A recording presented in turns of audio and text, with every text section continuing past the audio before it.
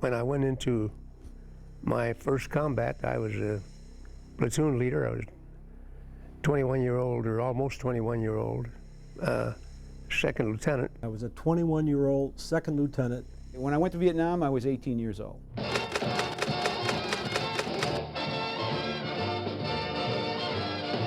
My name is Colonel Pete Hubin. I entered the service as a private in 1951. So lo and behold, Uncle Sam says, "We want you," and I was drafted. I went to Officers Candidate School after I finished basic training, and then to that wonderful land called Korea. I'm Jesse G. Ugalde. I was in the 3rd Infantry Division with the 30th Infantry, and when I went into my first combat, I was a platoon leader. My name is John Smith. That is my real name. And I was in the Vietnam War as a combat medic in the 1st Air Cavalry Division in Vietnam from the years 1968 and 69. I served in a place called Tay Ninh Province on a couple of landing zones outside the Cambodian border just off the Ho Chi Minh Trail.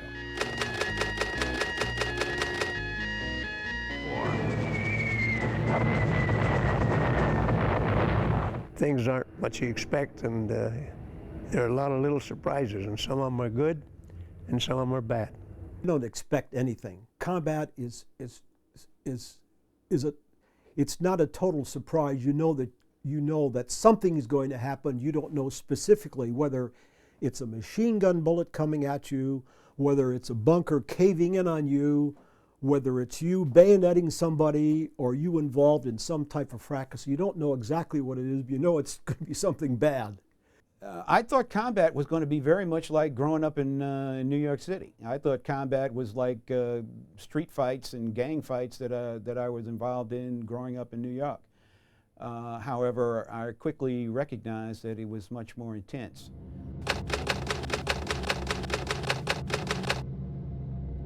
I almost was killed in my first combat assignment. I led a patrol. It was cold. It was March of '53. Snow was on the ground. I had a 10-man group. They said, "Lieutenant, go out there and see where the Chinese positions were." But we went out, proceeded out, went out, and it's deathly still. And then all of a sudden we heard a machine gun, and I knew it was not our machine gun because the Chinese, what they call a burp gun, it's a machine gun that has a very rapid rate of fire. It goes burp, or ours go boom, boom, boom, boom, boom. And I thought, I know we found the enemy. One of my people came tumbling down off the hill and he said, "They're there, they're right there."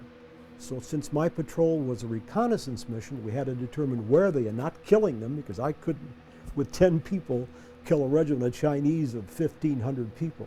So I said, okay, I radioed back. I said, "We found them. We're coming back up into our own lines." They said, "Fine, we'll be waiting for you." Well, ensuing, we were partially surrounded. We were shot at with mortars. That's the one that you drop a shell into a tube and it goes down and it splatters. I was coming back up the hill with my people, ushering up, let's go, get out of here before we get hit. And then all of a sudden, I saw the young man in front of me just rise up from the ground. And I thought, oh God, what are we into? I rose up right with him, up and was slammed to the ground. I thought, I guess this is the way it ends. But then I shook myself up. I didn't know how badly I was hurt or if I was hurt. But I pulled him up, grabbed him, and started going up the hill with him. And I kept stumbling, and I wondered why I was stumbling. And all of a sudden, I felt a hand grab me and pull me in. And I thought, what is this English accent? He says, "By God, Lieutenant, I think you've been it." And he pulled me back in. And then I looked, and he pulled me into a bunker, cut off my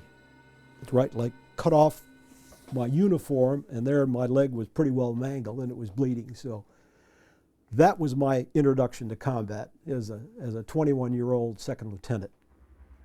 It was interesting because we went into North Africa thinking it would be a peaceful landing, and what we did was land in a town that is north of Casablanca called Fadala. And we were supposed to take, of all things, the first thing we were supposed to capture was a French fort. So the first people that I went into combat against in World War II were the French. And it was a French fort that we were supposed to take. And we landed on a very beautiful beach. It was a nightclub on the beach, I remember that. I'd never been to a nightclub like that. And particularly when I walked in, my first day of combat, I couldn't believe it, because being from Colorado in the Midwest, why, I'd never been in a nightclub that had blue glass mirrored floors, and this was Africa. And I said, if this is Africa, where have I been? But when we landed, some of us, this was our first time, we heard things splattering on the beach, and we wondered what it was. Well, we didn't know, but it was bullets coming in from the French. They were shooting at us. So we proceeded to get together, and it was a little difficult because the shelling that was coming in from our own Navy, and so some of the first casualties that I saw in World War II were from friendly, so-called now that they call friendly fire. But so to speak, that was interesting, in that my first day of combat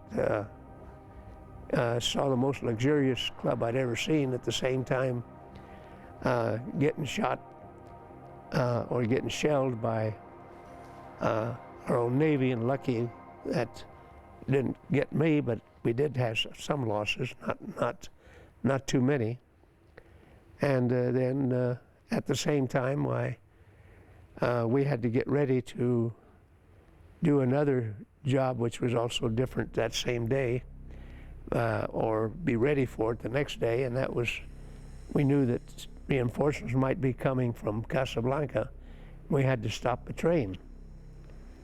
And once again, my orders were to stop that train. Well, being from Colorado, I kept looking for the train, and I couldn't see any train coming down the tracks until it was almost on us. And it turned out that I was waiting to see smoke coming out. Well, it was an electric train. I'd never seen an electric train because I was in the Midwest, but then, so I said, this is Africa. I was expecting to see lions and tigers, and here's my first electric train. My first impression of Vietnam was heat. It's like walking into a sauna. I disembarked at Saigon, was sent out to the 1st Air Cavalry Division in a place called An Khe. And my assignment was to take over the duties and responsibilities of a combat medic who had been killed in action in the 1st and the 7th Cavalry. It was extremely hot, and I'll never forget that heat. It was like opening, it's very similar to opening an oven and sticking your head in there after a cake's been baking for about an hour.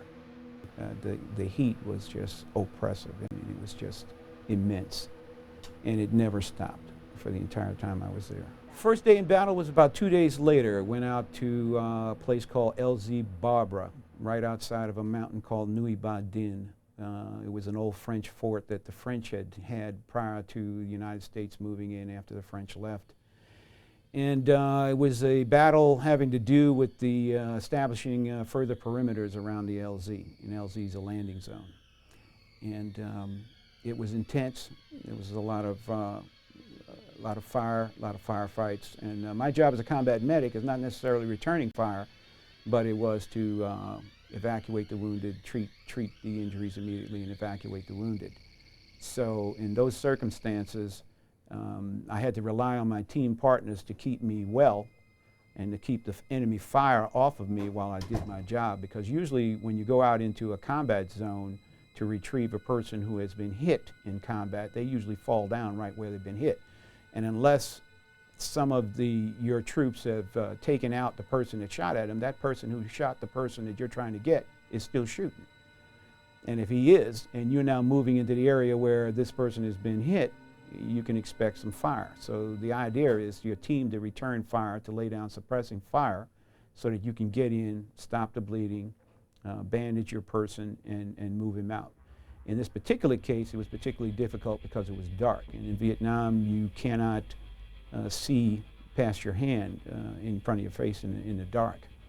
So in order for me to find out where this person was wounded, I actually had to feel around for the holes in his body to stop the bleeding. Well, I was very nervous. I was more nervous because I was very focused in on, I did not want to lose this person. This was my first attempt at being a professional combat medic in the field, and I was very worried more about doing something wrong that would cause his death than I was about my own safety, quite frankly. I was more focused in on evacuating this one correctly. It's the men that you're with that you're trying to protect. When you're in combat, you're fighting not so much as an individual, but you're part of a team, and you have to fight for and with each other. Survivability of the team depends on everybody doing their job. And if you're well trained, believe it or not, you're not afraid. I was afraid initially. You're not thinking about yourself. You're not even thinking about being wounded or killed. The worst thing can happen to you is not being wounded or killed. Believe it or not, it's hard to believe for a civilian. But the worst thing that can happen is I'm not doing my part for the part of the team. You'd be surprised what you can do if you're put in a situation where you are required to save your life and save those of the lives of people around you, especially if that's your job.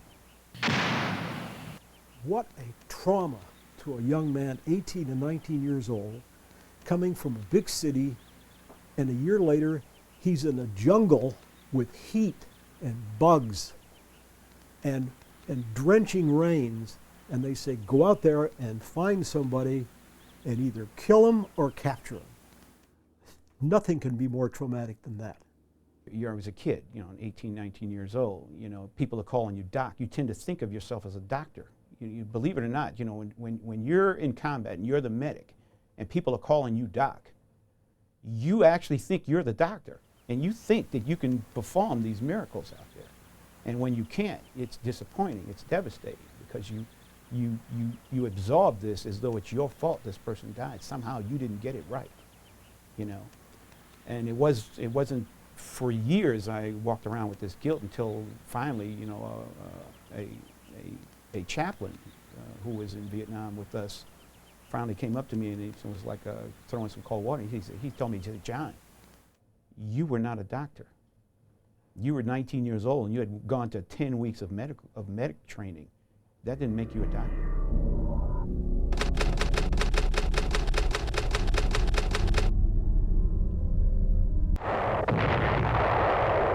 I think war is man's worst endeavor.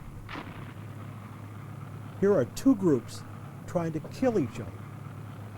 Think how horrible that is for a young man off a farm in Indiana going into combat, and he has to kill the other guy to be successful. That's a horrible thought. Wars are always fought by individuals whose personal values outweigh their aversion to war. You would think that I would be focused in more on those people that I saved, and I obviously saved more people than I lost. But you know what? While I feel good about it, I spend more time thinking about the people that I wasn't able to save, quite frankly. And I tell you something, I can remember the faces of everybody who died.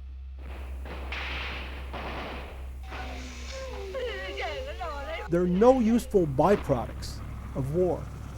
It takes the lives of the people engaged in it, and it leaves orphans and widows. Hell of a thing. Even though all the bullets are flying and noise and everything is going on, as far as this person is laying here is concerned, you're the only person there. And they're talking to you because they want to talk to the person that is on their mind at that time, and you got to be that person. And so I've been people's mother, I've been people's father, their brother, their girlfriend, I've even been people's dog.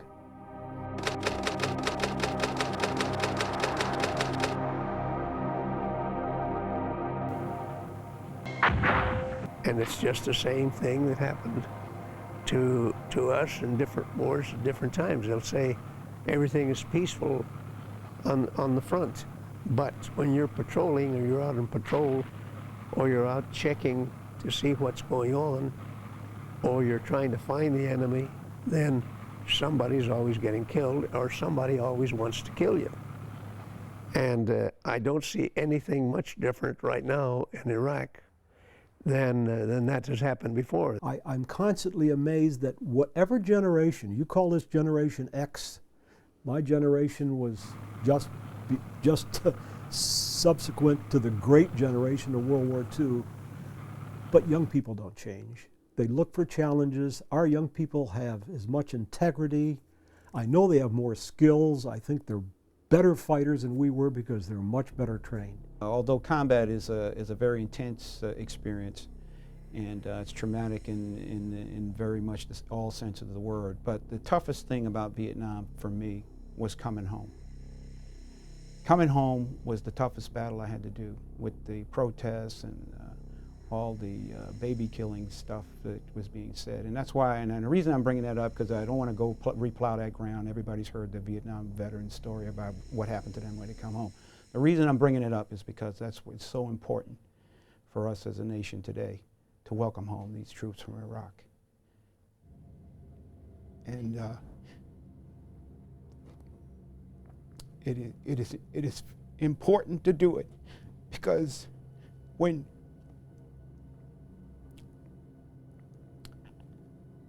you put your life on the line for the country, for your country, it's important that when you come home, that you be welcome home and know that the people that you're out there defending appreciate the sacrifice that you make.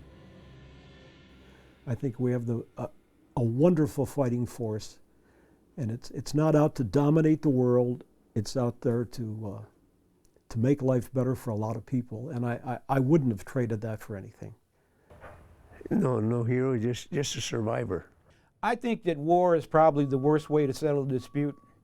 I think if you interview most combat guys, they will tell you that war is probably the worst way to settle a dispute. Having said that, though, there are things worth fighting for. There are things that are worth dying for, and freedom is one of them. You know, we in America, you know, we're spoiled. You know, we have a unique brand of freedom here where we have the right to do things that people don't have the right to do anyplace else. They say, if you had to do it all over again, would you do it? I would. It changed my entire life. It changed my perspective on not only the United States, but the world. Am I a better person? I don't know. I don't think. I think I'm just me, and sometimes I'm bad and sometimes I'm good. Even though the war was protracted very quickly, very efficiently, it was probably the best military effort that our nation has ever done. It's still important to welcome home these troops, because they will live with this experience forever, and they will remember how they were treated when they come home, because they're going to be veterans a lot longer than they were in combat.